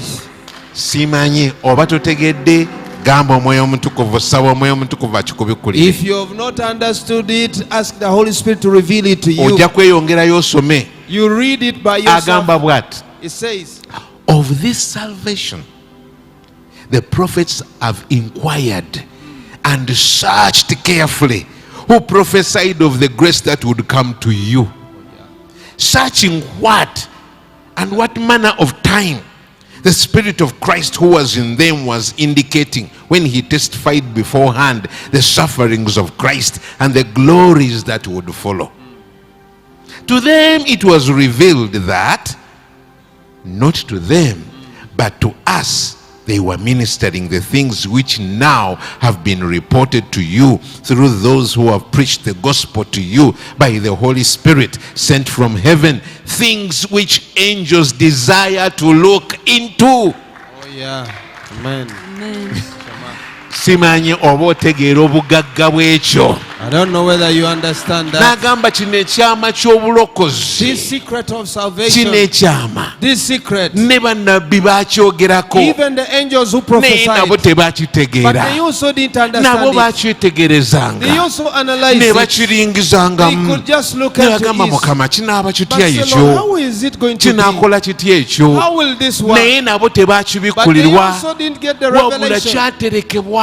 Because it was Fe reserved ab'omulembe guno. that we of this Omulembe generation, ogusembayo. the last generation, Tulyoke tukyambale. that we may take it Tukiwulire. and move it, Tukibeeremu. that we may Ne live in it, bamalayika mu ggulu. that even angels, Bakyegomba okitegeera. they desire to know it. Bakiringiza. They also peep down and look at it. Kinzijukiza Zabbuli It reminds me of Psalms, egamba which says, ayi Mukama Oh God, erinnya lyo kkulu your name is great. teryogerekeka. It's unsearchable. Omwana w'omuntu kye ki Who is the Son of Man ky'omwagadde bw'otyo? that you love him like this? Wamutonda okubula ku katono For you created him a little bit okwenkana lower, bamalayika. to be lower than Naye angels. omuwadde ekitiibwa kyo kyonna kyonna But kyonna you kyonna have kyonna bestowed your glory upon him n'obuyinza bwo and bwonna all your authority. omuwadde afuge buli kimu You have given him kyewatonda. authority to rule over everything Katonda that you waffe. created. Oh God, Ani ategeera obukulu who bw'erinnya lyo? understands the greatness Wabe of your wagamba name? nti amiina. Somebody say amen.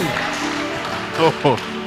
Hallelujah. Ndoza kati okitegeera nti ekigambo kya Katonda kyama. Now you know that the word of God is a mystery. Bw'atakibikkula tokikola ki? If he does not reveal to you, you cannot know it. Waaliwo ekyama There is a secret Katonda kye yayagaliza omwana w'omuntu which God desired for the Son of Man, ekifuula omuntu kumpi nga Katonda, which makes a man like God, ng'alowooza nga Katonda, thinks like God, ayagala nga Katonda, loves like God, akola nga Katonda, works like naye God. ng'ekyama ekyo But that mystery kyakwekuuma. is for him to be kept. Engeri y'okukyekuuma y'eno: The only way to keep it, tova mu magezi ga Katonda, you don't depart from the wisdom of kugenda God. kunoonya magezi ga To nsi. go and search for the wisdom of the world. Omuti ogwo That tree ogw'okumanya obulungi of n'obubi knowing good and evil, togunoonya. don't look for that tree. Weesiga amagezi agava waggulu eri Trust the wisdom Katonda. that comes from Obwo God. bwe bulamu, That is life. eyo y'ensula ennamu. That is a living.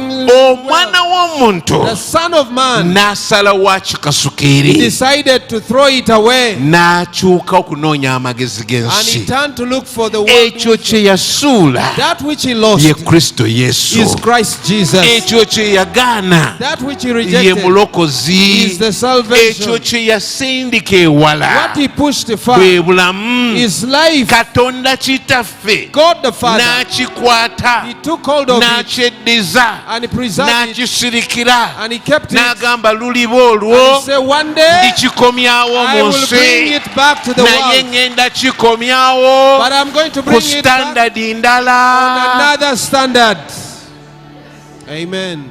Omwoyo ono gwe mbawadde The spirit which I've ne given to you, mumujolonga ne mumukasuka and you ebbali, despise him and thrown him ŋŋenda aside, I'm mukomyawo. going to bring him back. Ekyo kye kisuubizo kya Taata. That is the promise of the Kyekyo Father. Yesu kye yagamba. That's what Jesus I said. am going to send you the promise of my Father. Ngenda kubasindikira ekisuubizo kya kitange. Bwe siddayo eri Taata, If I don't go to the ekyo Father, tekijja kujja. that won't come. Naye musanyuke, But rejoice, kubanga nzirayo eri because I'm Taata. going to the Father. Oyo bw'alijja When he comes, alibaluŋŋamya byonna, he will guide you in all. alibabikkulira He will byonna, reveal you all. alibatambuza amakubo He will ag'obutuukirivu, lead you in the ways of righteousness. alibayigiriza ebya He Katonda, will teach you things of alibabuulira God. bye mwerabidde, He will remind you things that you alibajjukiza don't know. ebijja mu He maaso. will tell you of things to come ahead. Oyo Him y'envumbo y'obulokozi, is the seal of salvation. y'envumbo y'obulamu He is the obutaggwaawo. seal of eternal life. Amulina The one who has alina him obulamu obutaggwaawo. has eternal life. Atalina mwoyo wa He who Katonda, doesn't have the spirit of oyo God, si wuwe. that one is not his.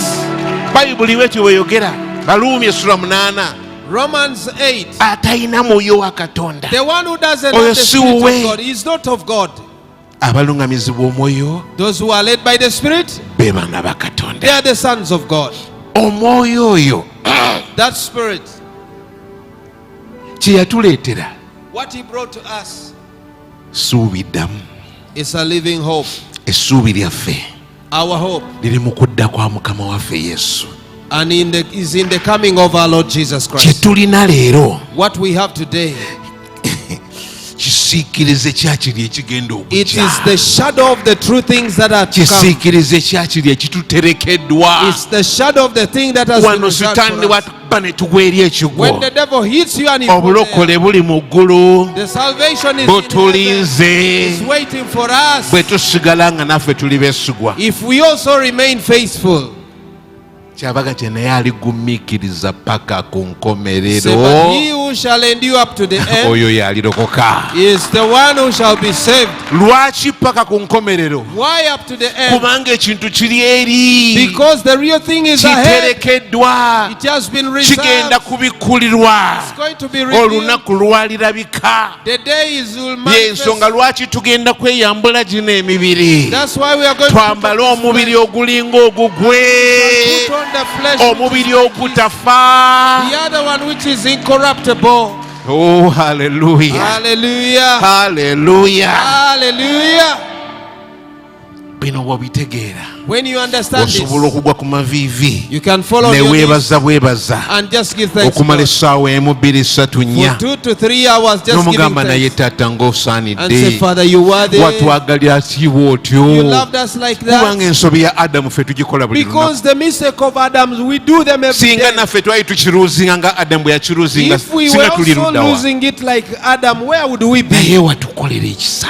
But you did us, you are N'ogamba merciful. temujja kukiruuzinga You nga say Adamu. you're not going to lose it like Adam. Ensobi emu tejja kubatta One mistake will not kill you ng'eya Adamu bwe yamutta. like the one of Adam. Naye mbawadde ekisa. But I have given you the grace. Kyova olaba nti omuntu ayigiriza abantu obuteenenya ye mulabe waabwe asemberayo ddala. A person who tells people not to repent is their enemy, the worst Bwe enemy. twenenya Because when we repent, tudda bujja. we renew our Renewing a relationship we yaffe renew ne our Katonda. relationship with God. Tujjawo ebyonoonese We take away the ne corrupt tusigala nga tutambula naye. and we continue moving with Babe God. bagamba nti amiina. Someone say amen. Oyo lwalirabisibwa. The day he will be revealed, obujjuvu bw'obulokole the fullness of bwe salvation bugenda okulabisibwa. will be manifested. Ekitiibwa ky'omwana wa The Katonda glory of the Son of Man kigenda kutwambala. will be. Bamalayika bagenda kuvunnama. The angels will bow down Bagambe beebo and they say they are the ones. beebo abasikira They obwakabaka are the bwa ones who Katonda. inherited the salvation. Beebo abasika. Those are the heirs. Bw'otegeera ekyo. If you understand that, Hallelujah.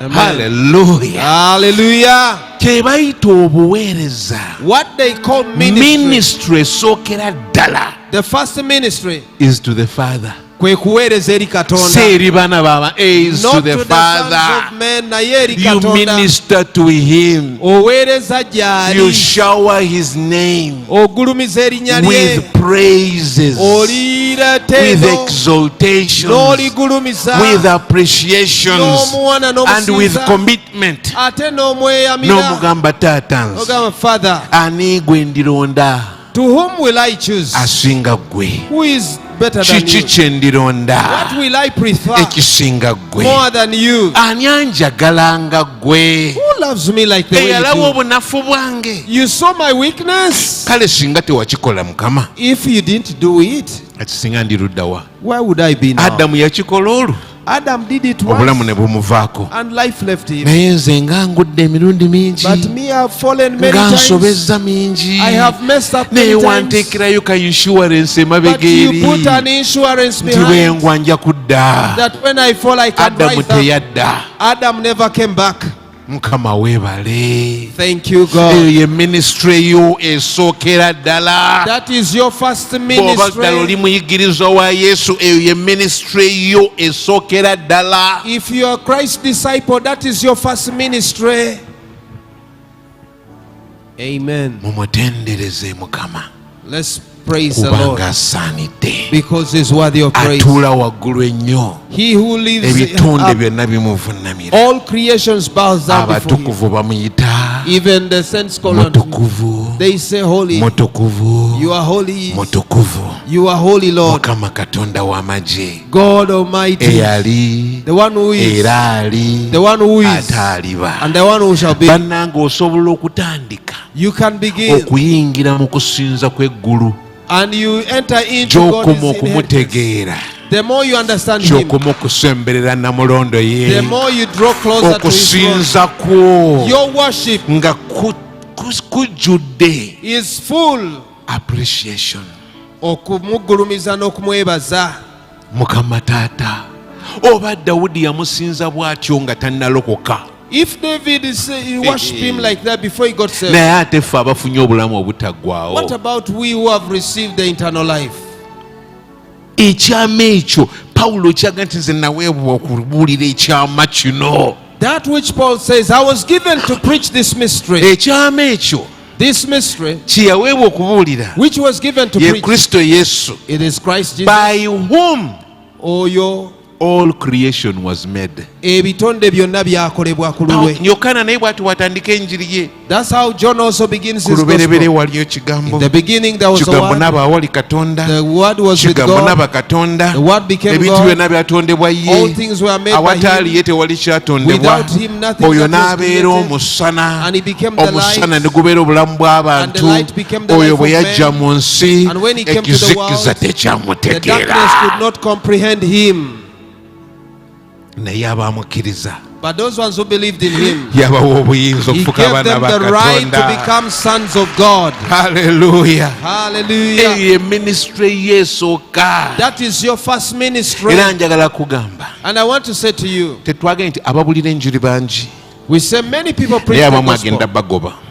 And Abamu agenda bagoba. others, he's going to chase them away. Nga twabulira enjiri mu linnya lyo, And they will say, we preach the gospel in twagoba your name. emizimu mu linnya lyo, We cast out demons in your name. twalagula mu linnya lyo. We prophesied in Agaye your muve name. mu maaso gange And he mmwe said, depart from me, akola eby'obujeemu. you who did evil. Nange nkugamba kino, Now I oba say to you, onookiwulira Mukama akuwa ekisa. if you hear, may God give you the grace. Bw'obanga otomusinza Mukama If you don't worship God, nga bwe twanjuluza olwaleero, as we have unveiled it today, bingi by'okola eby'obutaliimu, there are many things that you do which are vanity. bingi by'okola nga tebituuka ku maaka eri. There are many things that you do that don't Ojja reach kugamba that ye mark. naye singa tebanjigiriza kino olwaleero nze naalibadde wa? And you can say, if I was not taught this, where would I be? Bayibuli weeri, The Bible says, the Bible is there. tolina kyakwewolereza. You have no excuse. Byonna biri mu Bayibuli. Everything is in the Bible. Bw'eba Bayibuli weeri byonna obirina. If the Bible is there, you have all. Ekyama The mystery ekyakwekebwa mu Taata which was hidden through naye the kati Father kibikuddwa. and now has been revealed. Luli Sitaani The other time that yamega Adamu ne Kaawa, put Adam and Eve down, Katonda n'agamba okay, and God said, okay, ngenda kikomyawo, I'm bringing it back. nkikomyewo. Naye ku mulundi guno But this time, ab'amasaza the principalities n'ab'obuyinza and the mu powers bifo ebya in waggulu the high places, bagenda kiwulira, they are going to testify. bagenda kiwulira They are going to hear okuyita mu kanisa. through the church. Nagati mbawadde obuyinza Behold, I've given you authority okulinnya ku njaba to ez'obusagwa trample all the scorpions ne ku maanyi gonna and aga all the Sitaani. powers of the devil, Tewali kintu kinaabakola kabi and konna. there is nothing that shall hurt you. Oba Sitaani yamega Adamu, Whether the devil defeated mwe Adam, mbawadde obuyinza, for you have given you mwe authority. mbawadde obuyinza, I have given you mwe power. mbawadde obuyinza. I have given you power. Tewali kinaabakola kabi konna. There is nothing that shall hurt you. Bayibuli egamba nti okukkiriza kwaffe The Bible says our kwe faith kuwangula ensi. is what overcomes the world. Bangi baalokoka Many are naye saved. kino kye twogerako tebakikwatangako. What we are talking about, they have never Ne touched it. faith egamba And the faith that says, Sitaani tasobola kummega the devil cannot put me down kubanga kye bampa Because what I was ekyama entrusted, ekiri mu nze, the mystery in me, ekyama ekiri mu nze, the mystery inside my ekyo life, kye kimpanguza. that makes me to overcome. Abooluganda, bw'otegeera obugagga When obukulimu, you understand the treasure, the riches that you have, Bayibuli egamba nti ojja kwawula eby'omuwendo omungi you shall learn to separate the okubyawula ku precious things bitagasa. from the veiled things. Waliwo kyoga that is beneath me, Nti waliwo kyogamba nti ekyo kiri wansi wa bigere byange, ekyo kiri wansi ekyo wange. tekintwaliriza, That does not take me. ndi waggulu waakyo. I am above this. Bayibuli neegamba And the Bible says, kitaffe bwe yamuzuukiza when our father raised him up, n'amutuuza ku gwa ddyo gwe, he made him to sit on his right hand, n'amufuula omutwe and he made him the head, ogw'ekkanisa the yonna, head of the whole church, n'agiteeka kanisa eyo mubiri gwa Kristo, and he brought that church to the body of waggulu Christ, w'abaamasaza above the n'ab'obuyinza and authorities n'ab'ebitiibwa and all na buli dominions bufuzi bwonna and all the reign ow'omulembe guno of this generation n'okugenda okujja. and in the generation to come. Abooluganda, Beloved, emizimu egya buli kika all types of demons n'abaamasaza aba buli and kika, all types of they are principalities under the feet of bali Jesus. wansi w'ebigere bya They are Yesu, under his feet, bali wansi w'ebigere and bye. you and I Gwe nange are the body ffe mubiri of gwe Jesus Christ. ogwa Yesu Bwe biba Kristo. bigere biri If wansi, the feet are down, tuli waggulu we are w'abamasaza, above the tuli principalities, waggulu we are w'ab'obuyinza, above tuli authorities, waggulu w'abafuzi ab'ensi we are eno, above the rulers of tuli this world, waggulu w'amaanyi we g'ekizikiza. are above the rulers of darkness. Bwe kuba You will believe it. ng'okikkiriza.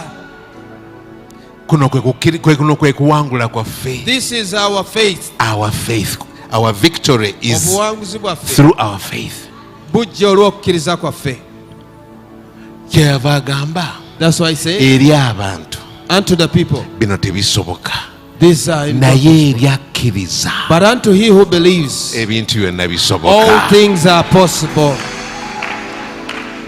Abooluganda, Beloved, obuweereza we butandikira. that's where ministry begins from. Bayibuli kyeva egamba That's why the Bible says eryo ejjinja ly'oku nsonda that cornerstone abazimbi b'ensi eno lye which the baagaana. builders rejected, Eryo lye baagaana the stone which the builders rejected gye twakkiriza, is what we believed, kye tulina munda mu ffe. what we have inside Ate us. kankubuulire, Let me tell you this. kanjogeremu ng'olulimi lw'abantu bwe lwogera. Let me speak in the today's language. Katonda atwagala, God loves us. Katonda ayagala okutukozesa, He wants to use us. naye ateekamu ne akalinga akajanja. But there is the Waliwo way, byakola nagamba kabalabe, there are things that God does and says, kabategeere. let them know. Omulabe Sitaani yagezaako The devil tried to dethrone Jesus, okujja Yesu ku namulondo, the King of Kings, kabaka wa the Lord bakama, of Lords. mukama wa bakama bonna. Taata n'agamba kale, And the father said, oh, n'amugamba tuula wano he said, you sit here paka lwe ndikakkanya byonna until I bring wansi everything w'ebigere under ebyo. your feet. Ate nga yalondawo okukozesa gwe nange. And he chose to use you and I. Bw'otegeera ekyo otandika okutegeera kye bayita okuweereza. When you understand that, you'll begin to know what called We are ministry. here to restore Tuli wano the okuzzaawo kingdom of God. obwakabaka In bwa Katonda. all things, Mu mbeera zonna, tuli bikozesebwa bya Mukama we are God's vessels okomyawo ekitiibwa kya to Katonda restore God's mu glory buli kintu kyonna in eky'obulamu. everything of life. Kyenava kuga nti obuweereza buli multifold. That's why he said nti obuweereza bugazi. Hallelujah. Amen. Ramashakarabaryanda. Hallelujah. Bw'otandika okutegeera Katonda bw'otyo, When you begin to know God like that, okitegeera you get to know teyakwagala he did not just love you kubanga wafuba nnyo, because you struggled. teyakwagala He did not love you kubanga wakola bulungi, because you did well. yakulonda He bulonzi, just chose you. yakulonda He bulonzi. just loved you and chose you. N'agamba mwono mwe ngenda okulagira ekitiibwa kyange, And say, through this one, I'm going to mwe manifest my ngenda glory. okulagira amagezi I'm going to gange, reveal my wisdom. mwe ngenda okakasiza I'm going abaamasaza to prove to the n'abo principalities obuyinza and authorities ti buli linnya lyonna, that every name buli viivi and every linaavunama, knee shall bow na down buli lulimi lujja and kwatula every tongue shall nti confess Yesu ye kabaka. that Jesus is Lord. Bw'owulira bino ne bibeera munda mu ggwe, If you feel something in you, otambulanga mwana wa mukungu, you walk like the child of a mwana king. wa kabaka. You are a child of a king. Ndi mu nsi naye siri wansi. I am in the world, but I'm not of the world. Hallelujah. Hallelujah. Na buli ekijja And whatever that comes, nga tonnaba kukirespondingira, before you respond to it, soka n'obuuza, is it worth my attention? naye ogamba naye ekigwaniro kisaaka Waliwo bye ebirowoozo. tuleka kabiyite. Others you let them go. I don't have time for that. Sirina budde bwekyo. I am pursuing my father's kingdom. Nze nnoonya okutuukiriza okwagala kwa kitange. Kyeva mmaliriza nga nkugamba bwenti, I'm ending by saying, bye tugabanye leero what we have shared bwe today, bitakola foundation mu mutima gwo, if they don't make a foundation in your heart, ekkubo ly'obuyigirizwa lijja kuba zzibu, the way of being a disciple will be difficult for you. kubanga tetujja kuzimbira mu bbanga, Because we are not going to build in the twagala air. kuzimbira ku foundation We yeyo. want to build on the foundation. Eyo ye foundation. Kyovula Pawulo akyenyumirizaamu nnyo, That's why Paul boasts about it. n'agamba nze asingayo obuto mu bonna I, abatukuvu, the least of all the apostles, nze yali omuyigganya w'ekkanisa, the one who was the persecutor of the church. naweebwa ekyama kino, I have been given this mystery. naweebwa obuweereza I've been given this okubikkulira ab'amawanga to make known to the Gentiles. abataamanyirako ddala ne The one Katonda, who didn't know God. tebaali bantu, They were not people. naye kaakano abafudde abaana, But now he has made them children. ng'ababikkulira ekyama.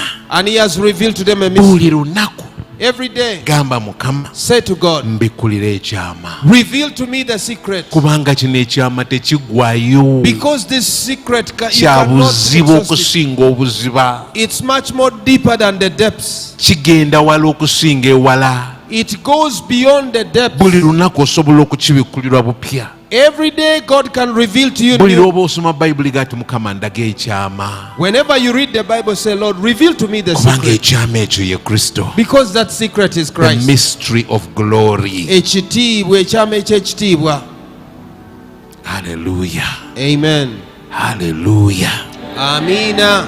Ekyo kye tuyimbako. That's what Buli we sing. luyimba lwonna lwogera ku oyo. Every song talks about He's him. called the darling of heaven. Munnange ye mwagala w'eggulu. Is the darling of heaven. Yesu ye mwagalwa Ebbanga lye w'eggulu. yamala ng'ali ku nsi kuno, The time that he spent on nga earth, bamalayika tebawummula, the angels could not babeera rest. batunda Every kiki time, ekigenda mu maaso. what is going on? Olunaku lwe yazaalibwa, The day he was born, eggulu lyabimba, the heavens, was bamalayika just- ne bakka ku nsi, the angels came ne down. bagamba glory unto the Nagamba abange heavens. ekitiibwa. Azaaliddwa He is born. oyo agenda okununula abaana The one who is going b'abantu. to redeem sons of men. Do you know how heaven values him? Omanye eggulu bwe limusaamu ekitiibwa. Singa naawe weesunako n'ogamba bannange kye nnina, If you would also rejoice, I say what I have. ekitutwazisa Yesu ng'atali wa muwendo tumuyisa, tetumanyi bbeeyi ye, The reason why you don't value Jesus, because you don't know his value yet. tetumanyi bbeeyi ye. You don't know his value yet. Peetero yagezaako mulwanira. Peter tried to fight for him. Yesu namugamba, Peetero, And Jesus said, Peter, zaayo ekitala kyo.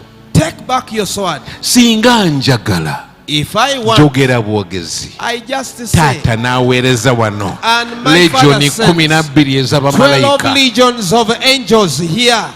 Buli legioni ebeeramu abantu abasukka 10,000. Every legion is a consisted Taata of asobola 1,000 okumpeereza angels. legioni 12 right now. My father can send me 12 legions right Naye now. of bwe angels. naakikola gw'onoolokoka otya? But if I do, how will you be saved? Guma, Just take leka it back. nkiyitemu. Let me go through it. Singa tutegeera. If only we could know. Singa tutegeera. If only we could understand. Ozukka ne mutulo n'ogamba naye Yesu osaanidde. You wake up in the night and say, Lord, your Ndikusasula word. kitaata. What shall I pay back Nti to you? nsobola okwebaka wano nga ndi mwana wa Katonda. That I can sleep here. Eggulu The heavens say, lintunuulidde. that is the Son of Eggulu God. linkuumye. Heaven watches over Eggulu me. linnindiridde. Heaven looks at me. Banneesunga olunaku lwe ndiyingira mu They nkubo are waiting z'eggulu. for me the day I will go back to heaven. Olwa ekyo kye wakola. Because of what you did, Jesus. Ekitiibwa n'ettendo bikuddire All taata. the glory and honor be unto him. Haleluya. Hallelujah. Nsaba Katonda I pray to God ffenna tuzimbe omusingi ogwo that we may all build on that foundation ogw'okutegeera Kristo. of understanding Christ. Wali we twasomye mu Befeso. Where we read in Ephesians, Haleluya. Maliriza.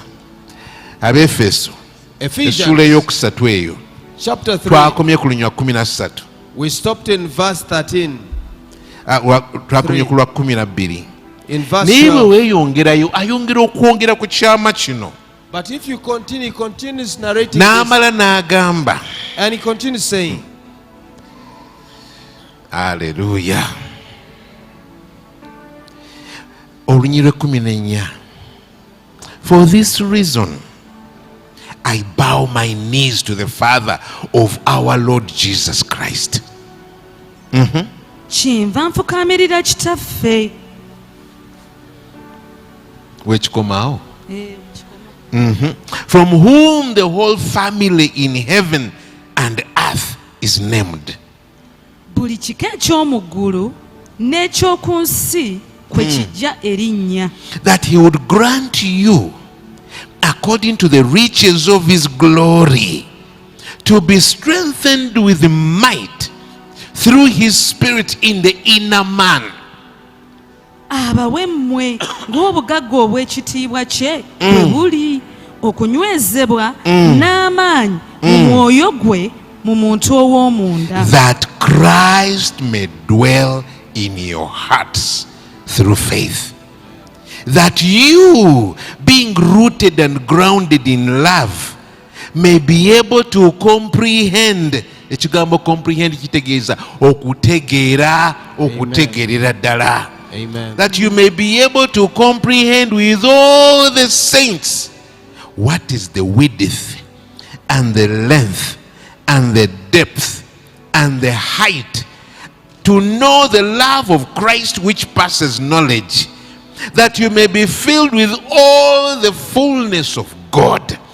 Now to him who is able to do exceedingly abundantly above all that we ask or think, according to the power that works in us, to him be glory in the church by Christ Jesus to all generations forever and ever. Amen. Simanyi oba owulira obugagga bw'ekintu Pawulo ky'agezaako I don't tuleetera. know whether you can take the wealth of the thing that Paul is doing. Akigattako kino n'akigattako kino n'akigattako kiri. Paul tries to put different Bwe things mba into it. ow'okukivvuunula ayogedde bw'ati. If I'm to interpret Ku it, saying, lw'ensonga eno for this reason, kyenva nfukamira amaviivi eri that's why kitaffe I kneel before my Father, taata wa mukama waffe mukama waffe Yesu Kristo. the Father of our Lord Jesus Christ. Oyo ebika byonna eby'omu ggulu n'eby'oku nsi Unto him all the families in kwe heaven bijja and earth erinnya lyabyo. is named. Musaba And I pray abagabire mmwe that he may grant to you, okusinziira ku bugagga obw'ekitiibwa kye, according to the riches of his abawe glory, okunywezebwa to be strengthened okuyita mu mwoyo and might through eri the mu Spirit musajja wammwe ow'omunda, in the inner man, nti Kristo atuule mu mitima that Christ may gyammwe dwell in your heart okuyita mu kukkiriza, through faith, era nti mmwe that you, nga musimbiddwa being rooted era nga munywezeddwa mu kwagala, and grounded in love, musobole okutegeera that you may know nga n'abatukuvu bonna as all the saints, mutegeere obugazi bwe, that you may know obuwanvu bwe, his obugulumivu bwe, his height, obuziba bwe, his depths, mutegeere okwagala kwa Kristo, that you may know the love of Christ, okusukkulumya okutegeera kwonna, which is above all era knowledge, mujjuzibwe and that you may be filled obujjuvu bwa Katonda the bwonna. fullness of God. Kale nno kaakano And now, oyo him asobola ennyo okukola who is able to okusinga bye tulowooza byonna work beyond that is ne bye think, tulusaba and even what we ne bye ask, tuyinza okufumiitiriza or even byonna think, okusinziira ku maanyi g'amangi according to his power agakolera munda mu ffe. that works in us. Eri oyo Unto him ekitiibwa kyonna kiddeyo be all the glory okuyita mu kanisa in the ku lwa church Kristo Yesu by Christ eri Jesus emirembe to all generations, n'emirembe forever n'emirembe. and ever. Amiina. Amen. Hallelujah. Praise the Lord. Ekigambo kya Mukama The kiwooma, word of God is sweet. kigagga, It is rich. kya buziba. It's Buli deep. lunaku gamba Mukama nyongera okutegeera ekigambo Every kyo. day say, Lord, give me understanding of your word. Nyongera okutegeera ekigambo Just kyo. give me understanding to understand your word. Kitiibwa n'ettendo bimuddire. Let's give all the glory and honor to him. Haleluya. Mukubire engalo ez'amaanyi ey'omudizi. Amen.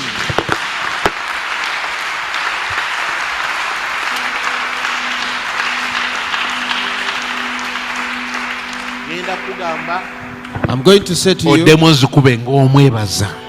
give Ngeto another, weebale Mukama, giving, weebale Yesu, always appreciate. weebale mukwano gwange, Thank God. weebale bye wankolera You can raise and give him n'okutuusa leero thanks. mbadde simanyi I didn't know obuziba bw'ebyo bye wakola, depths of what you did. obugagga bw'ebyo bye wakola. The wealth of Mugambe weebale Mukama, Say, weebale Katonda wange, thank you, Jesus. weebale Mutukuvu. Thank you, my Father.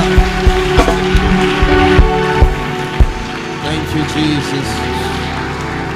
Haleluya, haleluya, haleluya. Hallelujah. Abayimbi mujje waggulu. Worship him, may you step forward. Njagala tuweereze gy'ali, okuweereza kwe tugenda okumuweereza kati. We are going to minister to him. To minister to him. Tugenda kuweereza gy'ali. Tumugambe Mukama osaanidde. As we say, Lord, you're worthy. Ogwanira amatendo. You deserve the praise. Ogwanira obulamu bwange okukakkanira. You deserve all my respect to bow Omugambe before you. Mukama nsimbaamu emizi. And say, Lord, may you plant in me the roots. Nsimbaamu emirandira. May you plant in me the roots, Ntegeere Kristo that I may know Christ n'amaanyi ag'okuzuukira and kwe, the power of his resurrection n'amaanyi g'okubonaabona kwe. and the power of his suffering. Gamba Mukama nzibule amaaso gange. Say, Lord, open my eyes. Kristo agulumizibwe. Amen.